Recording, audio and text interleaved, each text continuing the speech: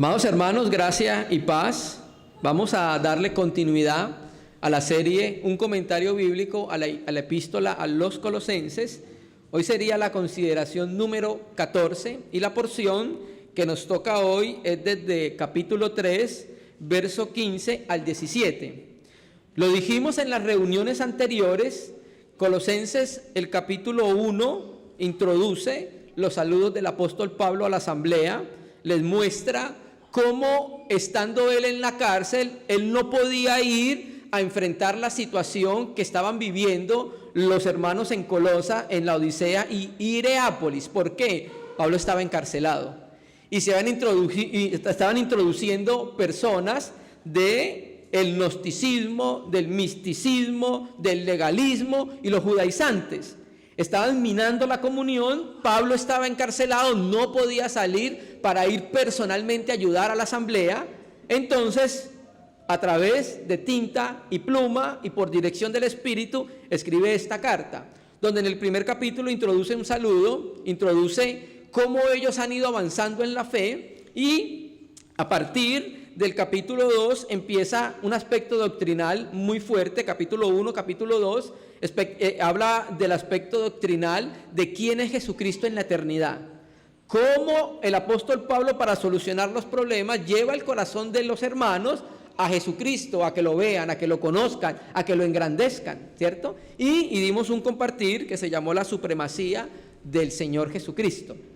Luego, en el capítulo 3, propiamente desde el versículo 5 en adelante, empieza la parte práctica de la epístola. ¿Listo? Ahora el apóstol, a través de la práctica, nos va a mostrar lo que él habló doctrinalmente. Entonces ahora en el versículo 5 empezó enseñándonos el aspecto práctico de lo que habló de nuestra muerte con Cristo. Entonces ahora habló de nuestra condición de haber muerto con Cristo, de nuestra identificación con la muerte en Cristo, y empezó a hablar del nuevo hombre y del viejo hombre. ¿Listo?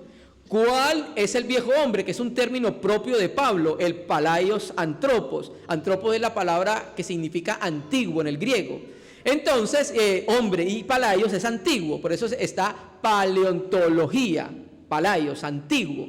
Entonces el apóstol Pablo dice cuál es la experiencia del viejo hombre y cuál es la experiencia del nuevo hombre, y da una lista de qué es lo que se halla en el viejo hombre y en el nuevo hombre, ¿cierto? Hasta que llegamos a lo que vamos a leer ahora, el versículo 15 hasta el 17, donde nos sigue hablando de cómo debe ser la experiencia de toda aquella persona que ha muerto con Cristo y de toda aquella persona que ha resucitado con Jesucristo.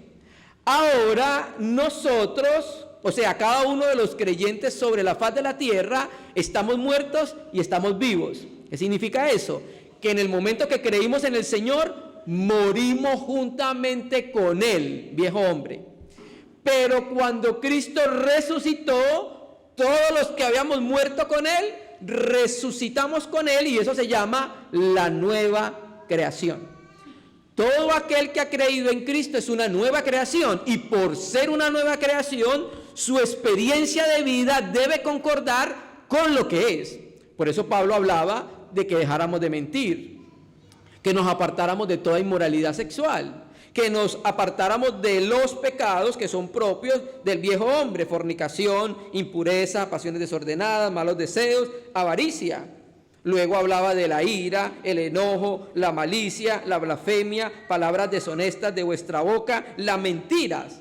Eso es la práctica de lo que es el aspecto doctrinal.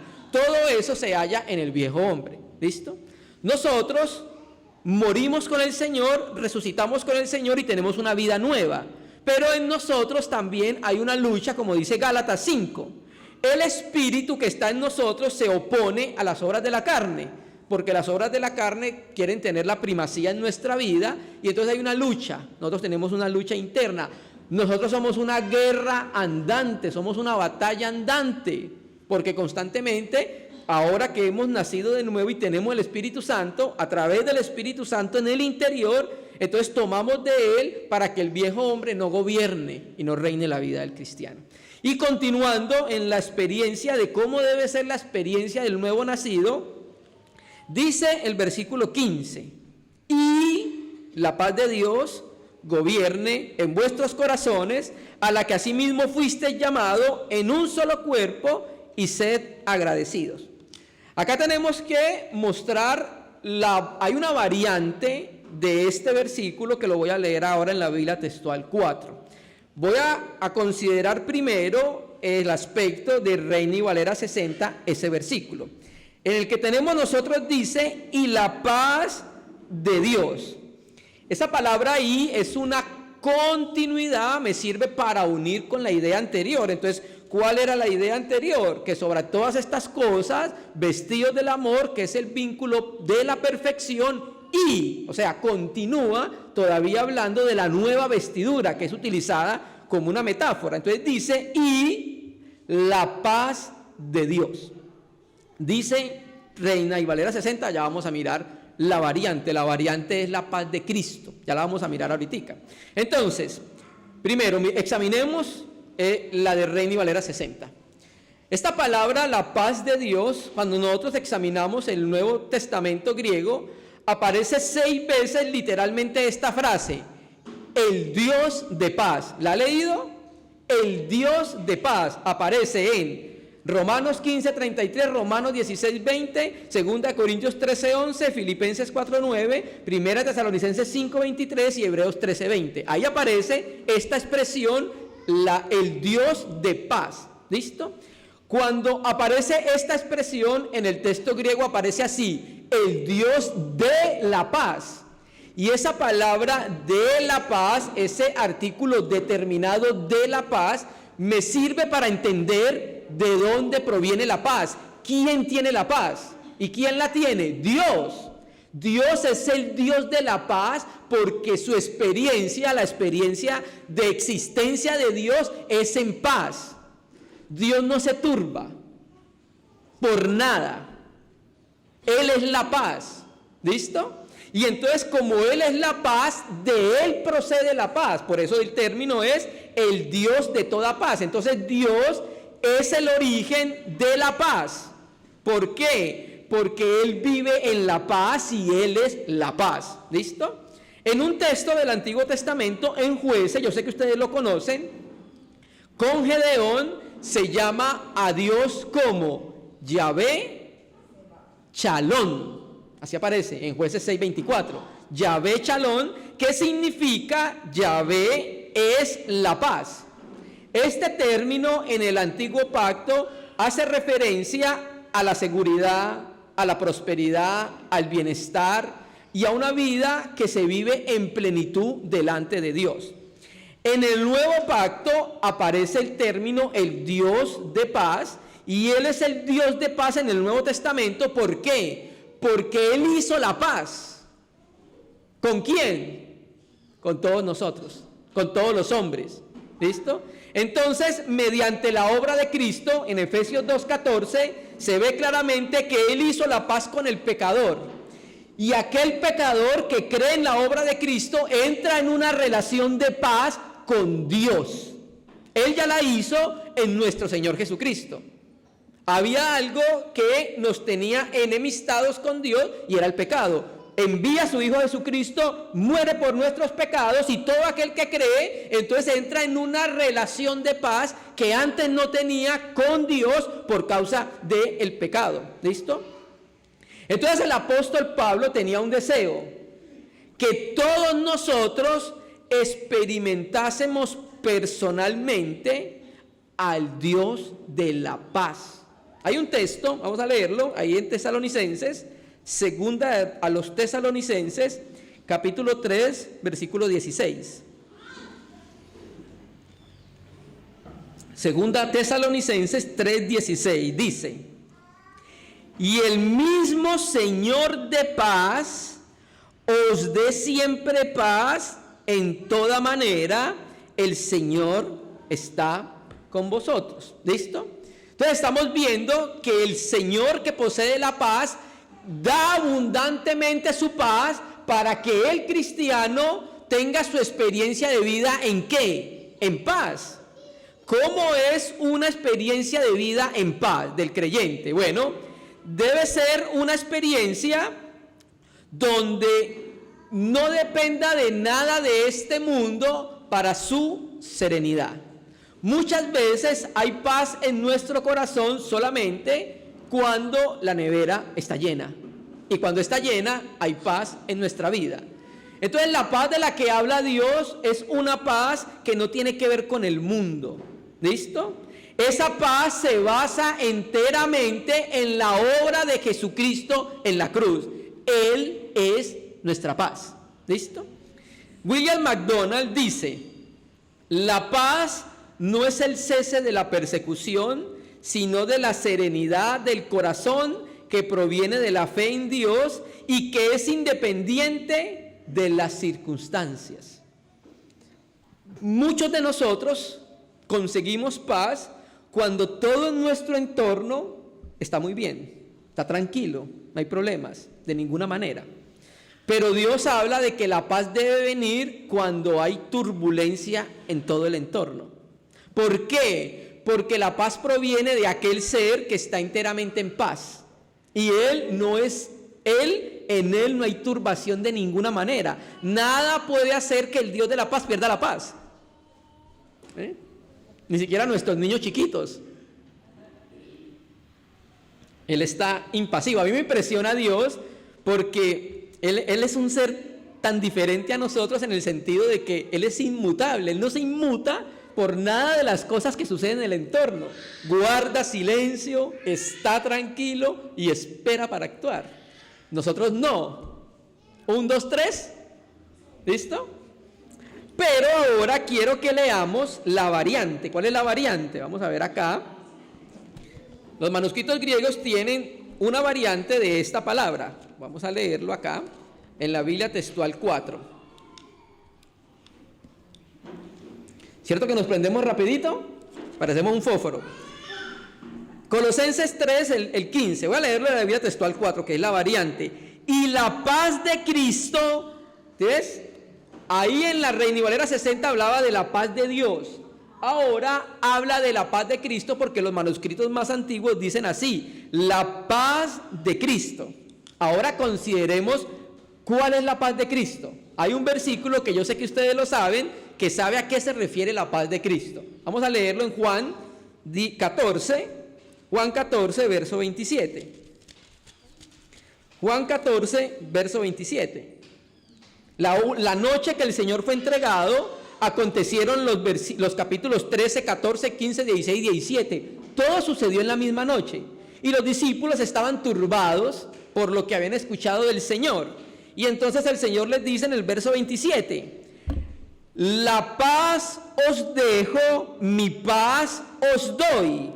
Yo no la doy como el mundo la da. No se turbe vuestro corazón, ni tenga miedo. Entonces, naturalmente vemos que el Señor saca estas palabras por lo que ve que había en el corazón de los discípulos: miedo. ¿Cierto? Y mira, hermanos, que el miedo es un producto del pecado. Usted recuerda lo que dice el Génesis. Adán, yo creo que la experiencia de Adán era una experiencia en paz. En el Génesis, en el huerto, con los animales, en el jardín de las delicias, no había pecado.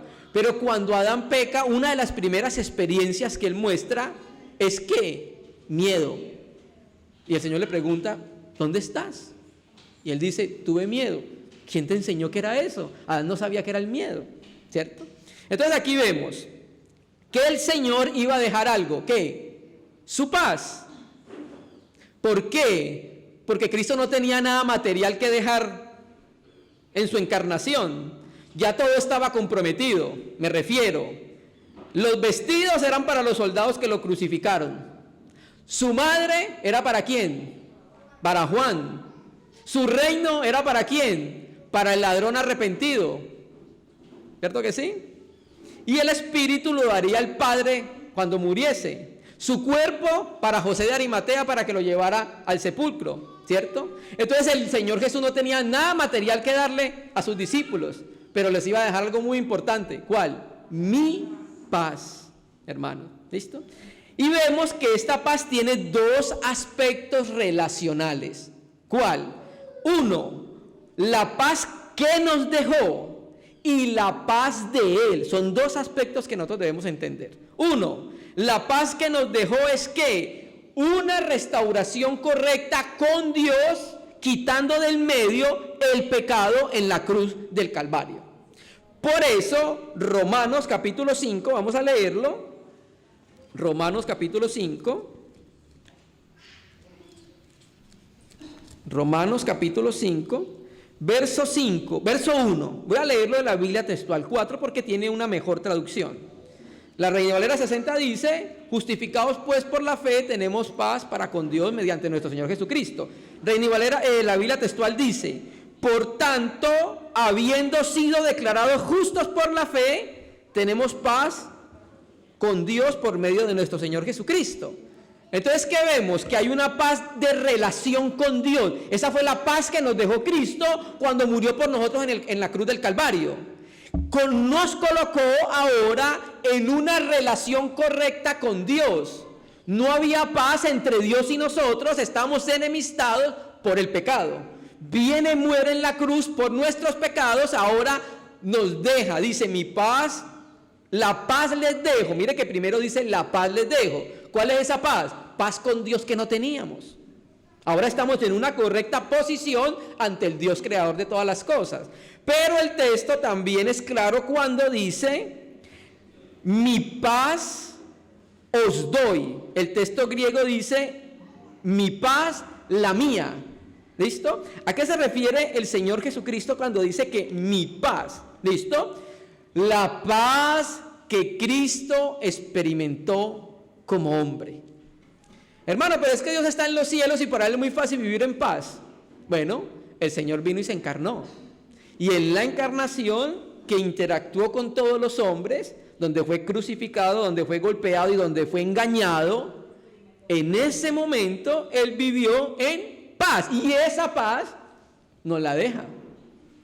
Lo iban a crucificar, paz. Lo estaban azotando, paz. Lo engañó el Judas Iscariote, paz.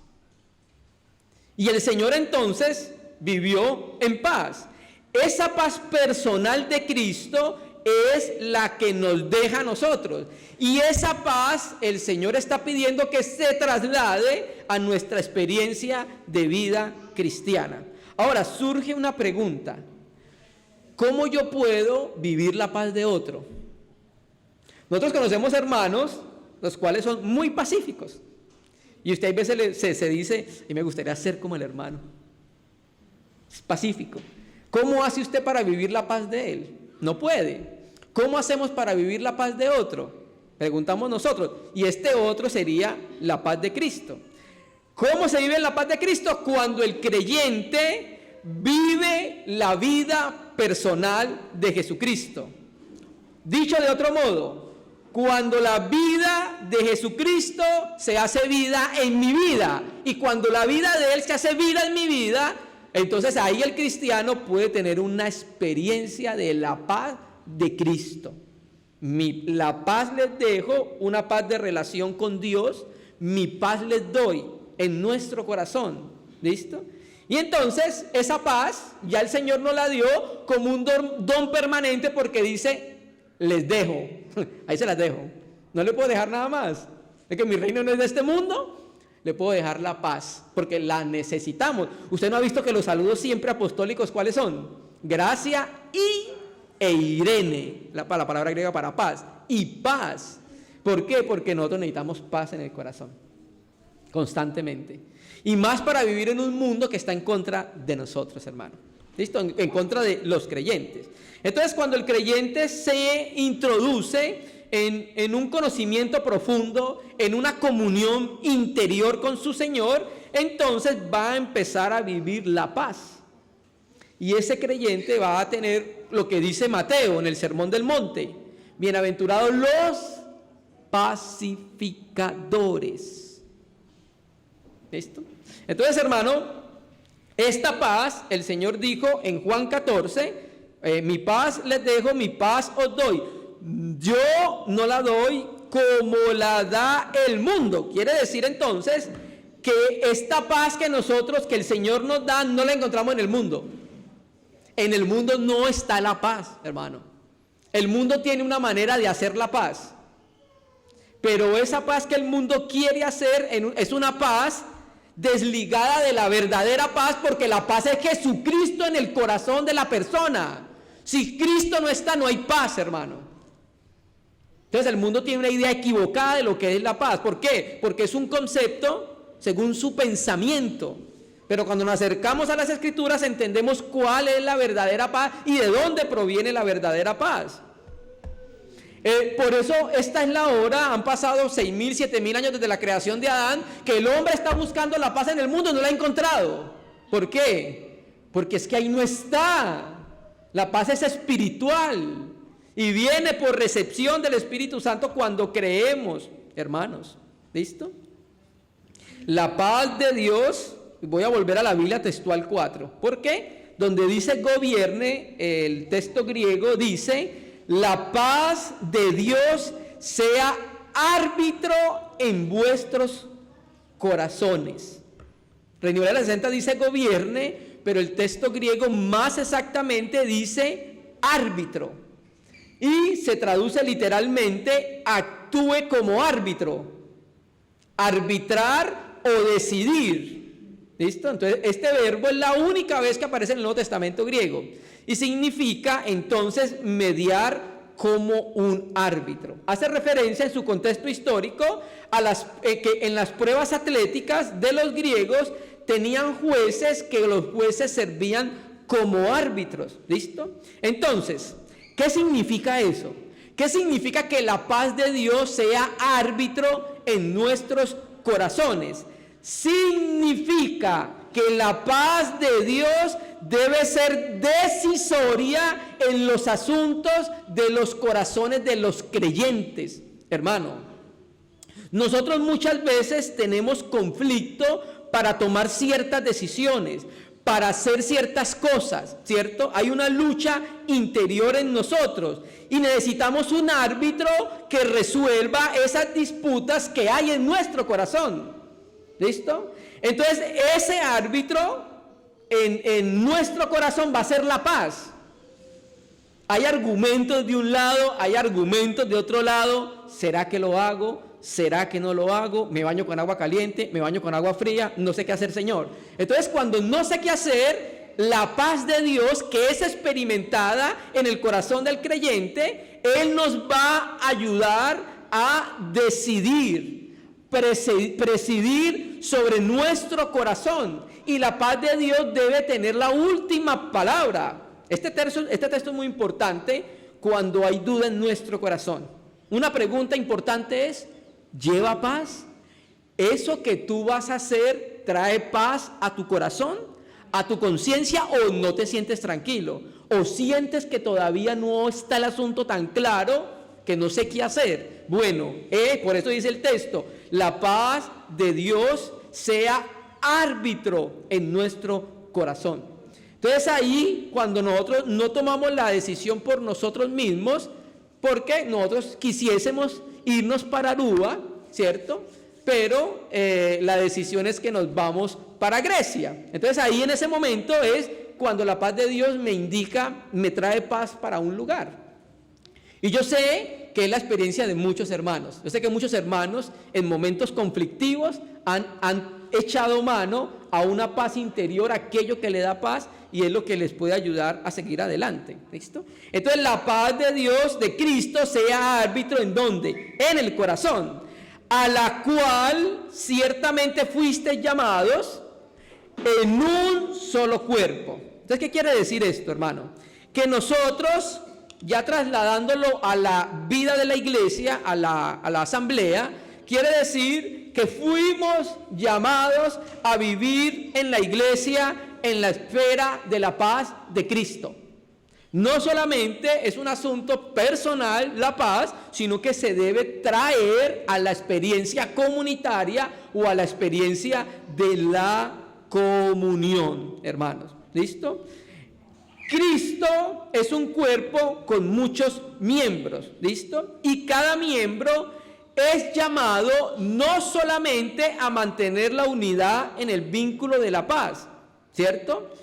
Hay un texto en las Escrituras, vamos a leerlo, Efesios, vamos a Efesios, capítulo 4, Efesios, capítulo 4. Yo sé que es un texto muy conocido en medio de los hermanos. Capítulo 4, 3. Dice: esforzándonos por guardar la unidad del Espíritu en el vínculo de la paz. Entonces el Señor no nos manda a hacer la unidad, sino a mantenerla a través del Espíritu Santo, y eso nos va a ayudar a que nuestras relaciones en la asamblea sean relaciones en paz, hermanos. Y eso se va dando en la medida que nosotros vamos madurando. ¿Listo? Volvemos al texto. Y la paz de Cristo gobierne vuestros corazones, a la cual ciertamente fuisteis llamados en un solo cuerpo, y termina el texto acá, y sed agradecido.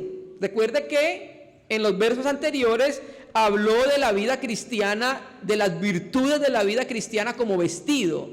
Entonces ahora nos dice el Espíritu Santo por Pablo que el segundo elemento que debe regir la vida cristiana es la gratitud. La gratitud, ser agradecidos. Y eso está, ese verbo en su forma gramatical significa una acción continuada. Quiere decir entonces que el cristiano debe tener un corazón constantemente agradecido ante el Señor.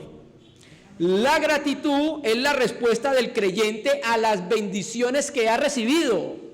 ¿Usted cree que ha recibido bendiciones espirituales? ¿Cree que ha recibido la vida, sus hijos, el trabajo, la vida eterna? ¿Cree que está agradecido con el Señor? Bueno, hermanos, entonces esa gratitud es una respuesta de lo que el Señor hace en nuestras vidas, pero también la gratitud viene de contemplar a Jesús en el madero. Cuando lo vemos en el madero muriendo por nuestros pecados, nuestro corazón se satura de gratitud, y eso nos impulsa a tener una vida agradecida todos los días con nuestro Señor. ¿Por qué cree que partimos el pan cada primer día de la semana?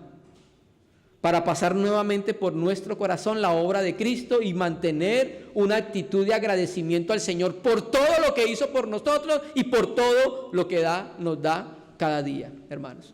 Amén. Sed agradecidos. Hermano, pero si me acabé de machucar con el martillo, gracias, Señor.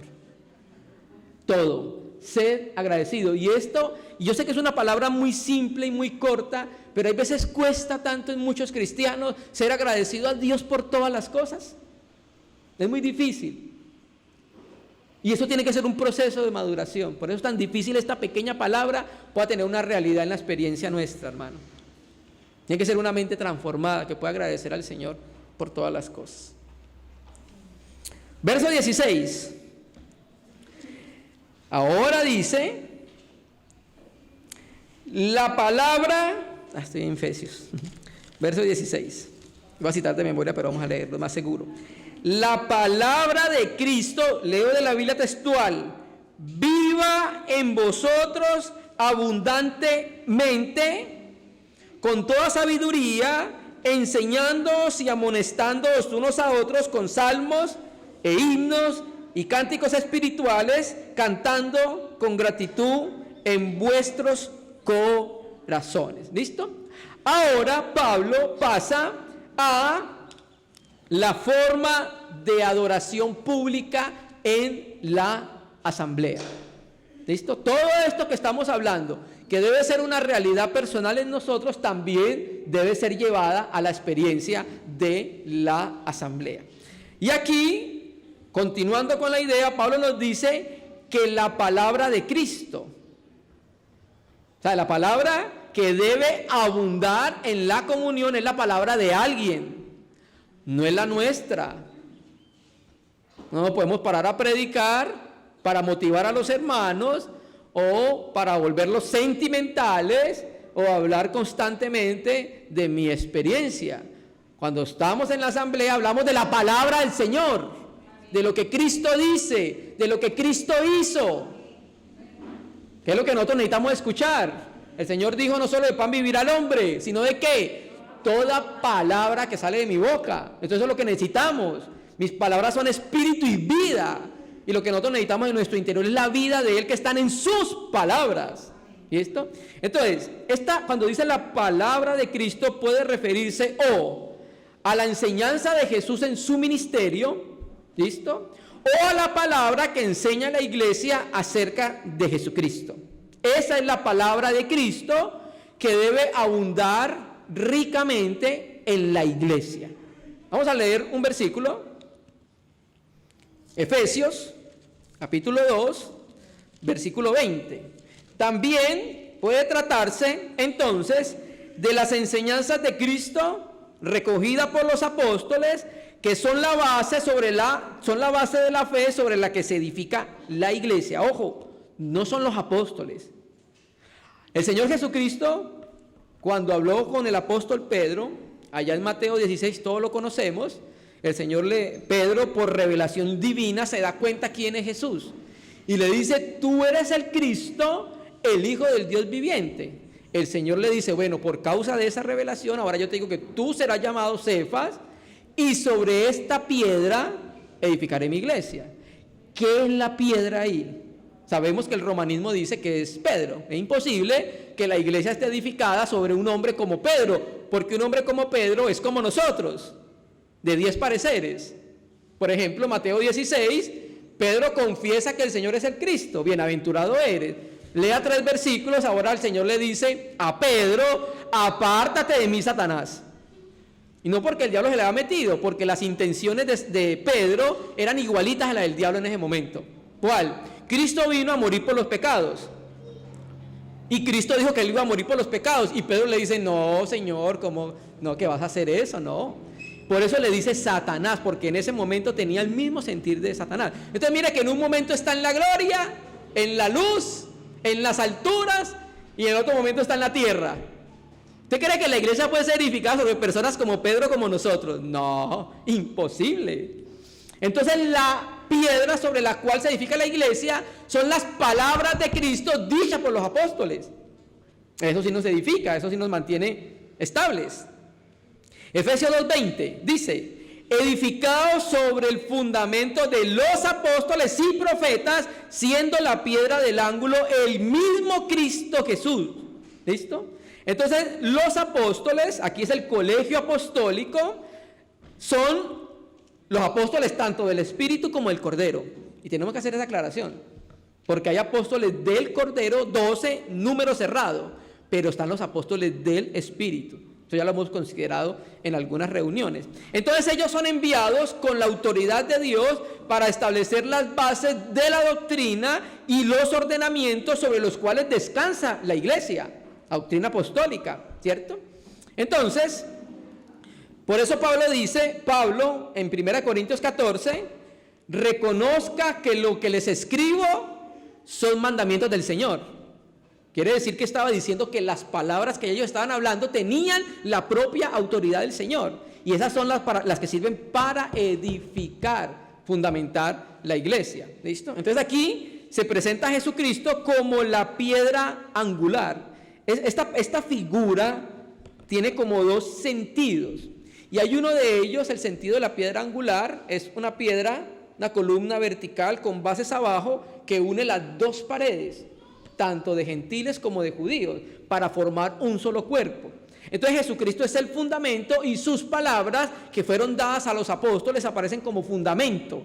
No que ellos sean el fundamento, sus palabras son el fundamento. Por eso la Nueva Jerusalén aparece en el fundamento los 12 apóstoles del Cordero, hermanos. ¿Listo?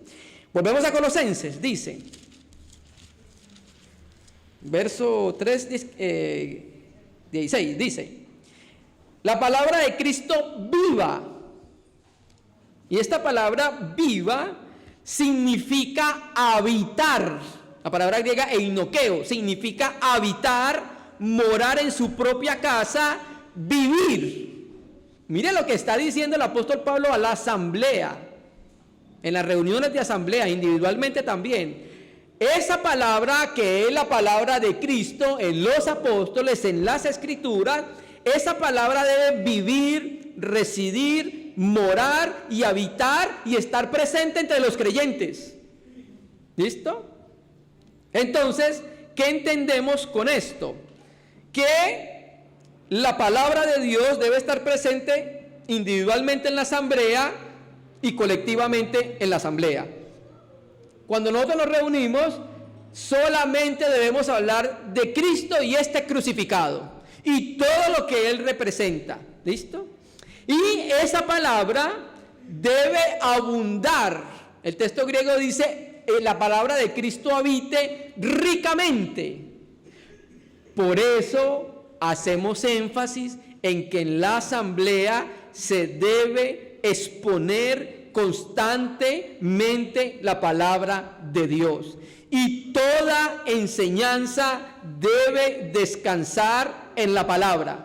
La predicación de la palabra debe ocupar un lugar especial en la asamblea. La predicación de la palabra de Cristo. ¿Listo? Esa palabra, cuando es expuesta constantemente, va a llevar un abundante fruto en el corazón. Lo hemos dicho muchas veces. Lo que ninguno de nosotros podemos hacer, la palabra puede transformar el corazón constantemente de los cristianos. ¿Listo?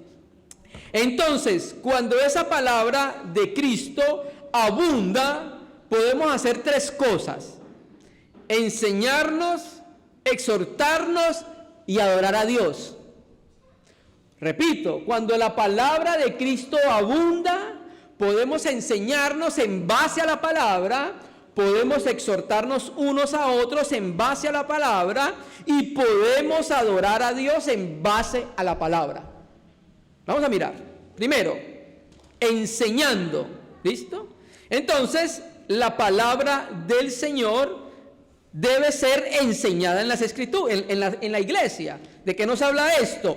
De los dones hombres que Dios dio para la iglesia, para que se enseñe la palabra. Los maestros, los pastores, son encargados, como dones que ha dado el Espíritu Santo, de ayudar y capacitar a la iglesia para instruirlos en la palabra del Señor, para ayudar a los creyentes a entender el cuerpo doctrinal del Nuevo Testamento, para interpretar el texto bíblico del Antiguo Testamento. Una de las necesidades más urgentes de las asambleas tiene que ver con la exposición sistemática de la palabra. Enseñanzas expositivas desde la palabra. Cuando una iglesia deja de insistir en la predicación constante de la palabra, pasa a ser una iglesia infantil. Porque lo único que puede ayudar a madurar la iglesia es ¿qué? La predicación de la palabra. Y cuando una asamblea es infantil, pues van a haber consecuencias propias de los niños, hermanos.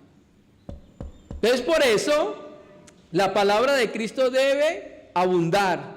Y cuando abunda, se puede trazar buenas enseñanzas que nutran y ayuden a los hermanos. Pero también la palabra cuando abunde, también dice que es para exhortar o amonestar. Esa palabra significa poner en la mente o advertir. Y las advertencias o las exhortaciones de cómo caminar una vida cristiana conforme a la voluntad de Dios, una conducta concordante con el testimonio de Cristo, ¿se basa en qué? En la palabra. Cuando nosotros nos acercamos a algún hermano o alguna hermana a una exhortación o una amonestación, lo primero que hacemos es: hermano y hermana, el Señor dice esto en la palabra. Entonces, toda exhortación y toda amonestación debe basarse bajo la presentación de la palabra. Si hay una conducta que no concuerda con el testimonio de la Biblia, se acerca al hermano, se acerca a la hermana, la palabra dice esto, ¿no deberías considerarlo? ¿No deberíamos prestar atención a lo que dice el Señor? Y cuando la palabra de Cristo habita ricamente en la iglesia, ahora también pasa al aspecto de los cánticos, de la adoración pública. Aquí Pablo va a hablar del canto en medio de las asambleas, o también se puede hablar del canto individual o colectivo en el culto eclesial. La iglesia de los primeros siglos o la apostólica, la que podemos ver en la Biblia, tenía himnos y cantaba himnos en las reuniones. Muchos himnos, muchos de ellos se escogían en la misma Biblia, ¿cierto? Y debemos decir que nunca surgirá una verdadera adoración a Dios que no esté basada en la palabra. Por eso, cuando vamos a cantar cánticos en la asamblea, en la reunión, los cánticos deben ser filtrados y examinados. Cantamos teología. Nada que me robaste el corazón. Teología. Letras que hablen de la obra de Dios, de nuestra gratitud, de la obra de Jesucristo, hermanos. ¿Listo? Y aquí el texto dice, primero, salmos. Aquí empieza a hablar de la distinción de formas de canto. ¿Qué son los salmos? Bueno, se tomaba algún salmo en alguna reunión de algún hermano, alguna hermana que quería cantar y le colocaba música. Alabad a nuestro Dios. Y le metemos música. ¿Listo? Entonces, en el antiguo Israel, generalmente utilizaban los salmos para adorar al Señor, incluso la iglesia del Nuevo Pacto. Miremos un texto, Mateo 26. Mateo 26, 30, dice. Este es en el contexto de la cena de la Pascua. Mateo 26, 30 dice: y cuando hubieron cantado el himno, salieron al monte de los olivos. Entonces, al terminar la cena pascual, se cantó un himno que era común cuando se comía la cena pascual. Se llamaba el Ayel, así se llamaban. Y eran algunos de los salmos que estaban entre los salmos 115 y 118. Cuando acababa la fiesta de la Pascua, culminaba con uno de esos salmos. Por eso el Señor cantó un himno en esa ocasión. Cuando la palabra de Dios abunda, hay salmos, porque entonces está cantando basándose en la misma palabra, o también dice himnos. Vamos a Colosenses. Dice: con salmos e himnos. ¿Listo? ¿Qué eran los himnos? Bueno, los himnos eran cánticos que no eran tomados de los salmos. Himnos eran cánticos que utilizaban los hermanos para adorar al Señor. Himnos eran cánticos que tenían aspectos que hablaban de la obra de Jesucristo. Eran los himnos. Y termina diciendo que los últimos eran ¿qué? Cánticos espirituales. ¿Listo? Entonces, los cánticos deben ser neumáticos, espirituales. Por eso se deben filtrar los cantos en la asamblea. ¿Por qué? Porque muchas veces se cantan cosas que no están de acuerdo a lo que dice la palabra. Ven Espíritu Divino, ven y apodérate de mí. ¿Por qué lo decimos así? Porque le hago una pregunta. ¿Doctrinalmente el Espíritu Santo está en su corazón?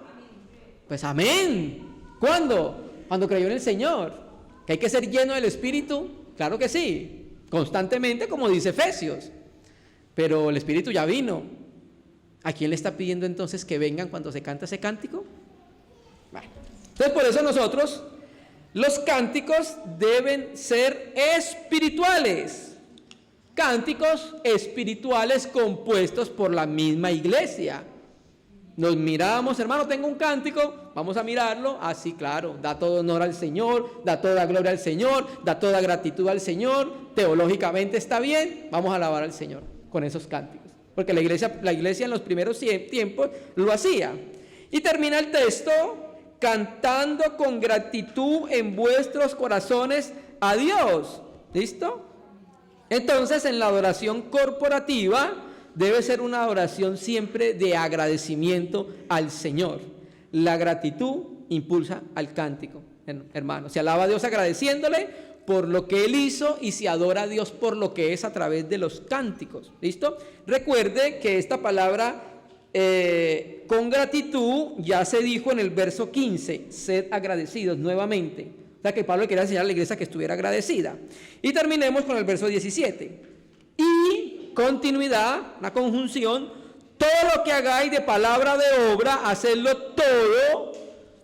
Vuelvo a repetirlo.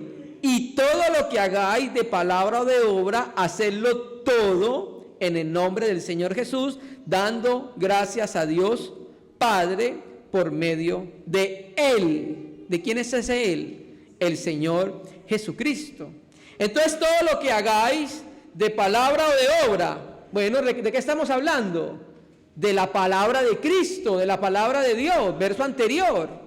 Entonces, todo lo que hagamos en la iglesia, predicación, exhortación, cántico u obras en la vida de iglesia, todo lo que se haga debe hacerse, y esa palabra significa hacerlo constantemente, en el nombre del Señor Jesús. No solamente significa hacerlo literalmente en el nombre.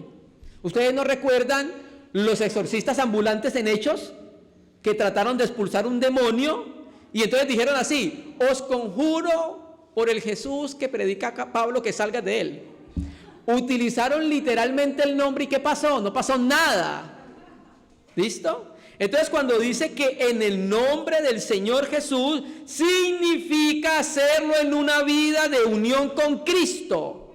Significa que lo que hagamos lo represente a Él porque es en su nombre. Significa que se hace con su autoridad y que se hace con su aprobación. Significa que todo lo que hagamos tenga como propósito engrandecer a Dios. Eso es lo que significa hacerlo en el nombre de Jesús, no meramente gesticular el nombre Jesús, sino la realidad de ese nombre. Nuevamente aparece esta palabra dando gracias. En los 3 versículos aparece. Ciertamente la iglesia en Colosenses debía aprender a ser agradecidos al Señor. Dando gracias, termina el texto, a Dios Padre por medio de Jesucristo. ¿Sabe cuál es la palabra griega dando gracias? Eucaristía. Esa es la palabra griega para dar gracias acá. Eucaristía. ¿Listo? ¿Qué significa? Sencillamente gratitud, ¿cierto? Tanto en la comunión corporativa como en la adoración individual. Todo lo que hagáis en el nombre del Señor Jesús, dando gracias a Dios el Padre por medio de Él. Terminemos con un versículo acá en 1 Corintios 10:31. 1 Corintios 10:31 para sumar es un pasaje paralelo del que estamos leyendo. 1 Corintios 10:31. Si pues coméis o bebéis o hacéis cualquier otra cosa, hacedlo todo para la gloria de Dios. Eso es lo que significa hacerlo en el nombre de Jesucristo. ¿Listo? Entonces, hermano, concluimos que la vida cristiana es una vida diaria.